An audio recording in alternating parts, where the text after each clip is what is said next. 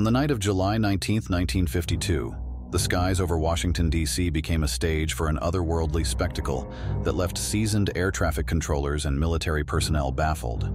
At 11:40 p.m., Edward Nugent, an air traffic controller at Washington National Airport, witnessed something that defied all explanations. 7 mysterious objects appeared on his radar, 15 miles south-southwest of the city. No aircraft were in the area, and these objects weren't following any established flight paths. Harry Barnes, Nugent's superior, couldn't believe what he was seeing, movements that were completely radical compared to ordinary aircraft. Barnes had 2 controllers double-check the radar, and it was working normally. He then called another radar center at National Airport. Controller Howard Coughlin not only confirmed the objects on his radar, but also spotted one with his own eyes, a bright orange light with an unknown presence behind it. The intrigue heightened as the objects appeared in all sectors of the radar scope, making their way over iconic landmarks like the White House and the United States Capitol. Andrews Air Force Base was called in, and even though their radar initially reported nothing unusual, an airman soon spotted a strange object. Meanwhile, on an airport runway, Capital Airlines pilot S.C. Pierman witnessed the inexplicable. Objects closing in on his position, white, tailless, fast-moving lights that defied any logical explanation. The tension rose as Barnes in the control tower correlated each sighting with blips on the radar. As the night unfolded, the mysterious objects vanished from the radars at 3 a.m., shortly before 2 jet fighters arrived, only to reappear when the jets left. Barnes suspected these UFOs were monitoring radio traffic, adapting their behavior accordingly. At 5:30 a.m., the objects disappeared from the radar, but the saga wasn't over. Just as the sun began to rise, a civilian radio engineer, E.W. Chambers, spotted 5 huge discs circling in a loose formation, tilting upward and disappearing into a steep ascent. The 1952 Washington UFO incident remains an unsolved enigma, leaving us to wonder, did the nation's capital witness a visitation from beyond our world? The truth, like the objects that vanished into the morning sky, continues to elude us. The sightings of July 19-20 made waves that reached every corner of the nation, capturing imaginations and sparking headlines that screamed the unbelievable. Front-page headlines splashed across newspapers like the Cedar Rapids Gazette in Iowa, boldly declaring, "Saucers swarm over Capitol," in large black type. The world held its breath as the nation's capital became ground zero for an unprecedented UFO spectacle. USAF Captain Edward J. Ruppelt, the man in charge of the Air Force's Project Bluebook, just happened to be in Washington at the time. Ruppelt didn't catch wind of the sightings until Tuesday, July 22nd, when he stumbled upon those very headlines in a Washington area newspaper. Ruppelt wasted no time. He engaged with intelligence officers at the Pentagon, diving deep into the details of the sightings that had the entire nation on edge. Ruppelt, fueled by a relentless determination to get to the bottom of the UFO enigma, spent hours trying to secure a staff car for investigation. But he faced refusal, with only generals and senior colonels deemed worthy of such transportation. Ruppelt left Washington and soared back to Blue Book's headquarters at Wright-Patterson AFB in Ohio.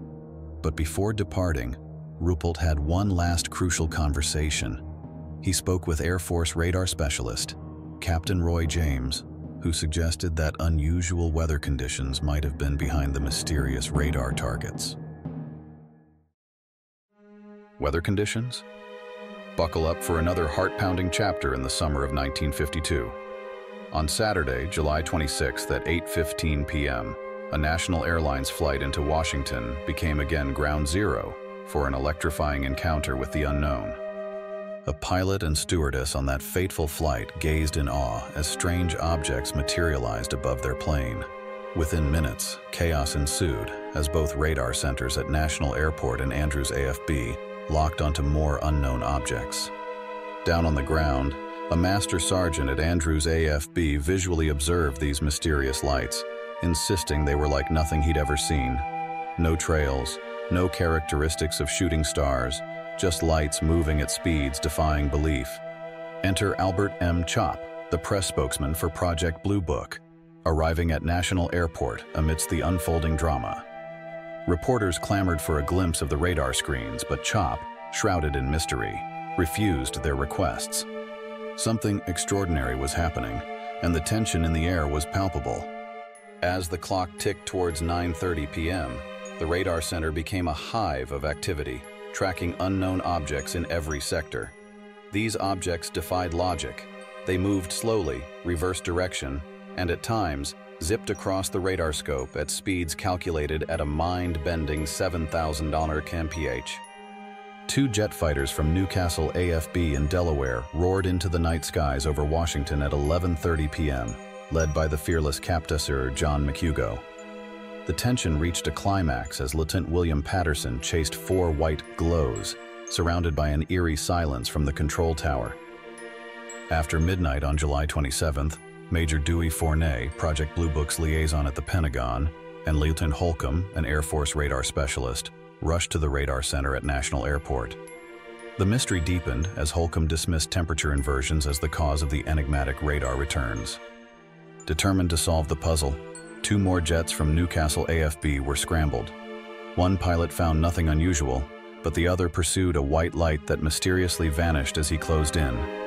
Meanwhile, a Capital Airlines flight leaving Washington spotted odd lights that remained visible for a spine-chilling 12 minutes. As the sun rose, just like on July 20th, the sightings and unknown radar returns ended, leaving a city and its witnesses to grapple with the echoes of an extraordinary night in the summer of 1952.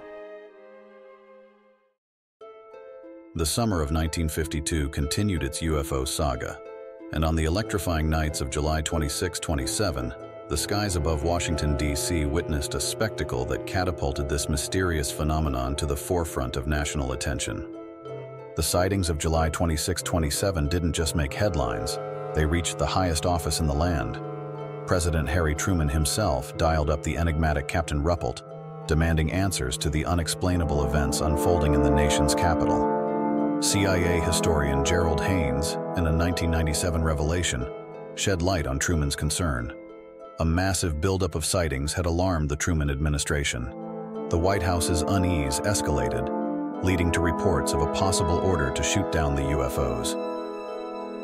Lieutenant Col Monselmonte, an Air Force public information officer, confirmed the directive, revealing that jet pilots were under orders to investigate and, if necessary, shoot down unidentified objects. Protests erupted. Telegrams and letters flooded the White House, expressing concerns that the shoot-down policy might be perilous if these UFOs were under extraterrestrial control, technology far beyond our understanding. I am here to discuss the so-called flying saucers. We've been able to explain them as hoaxes, as erroneously identified friendly aircraft, as meteorological or electronic phenomena, or as light aberrations. However, there have been a certain percentage of this volume of reports that have been made by credible observers of relatively incredible things. It is this group of observations that we now are attempting to resolve. We can say that the recent sightings are in no way connected with any secret development by any department of the United States.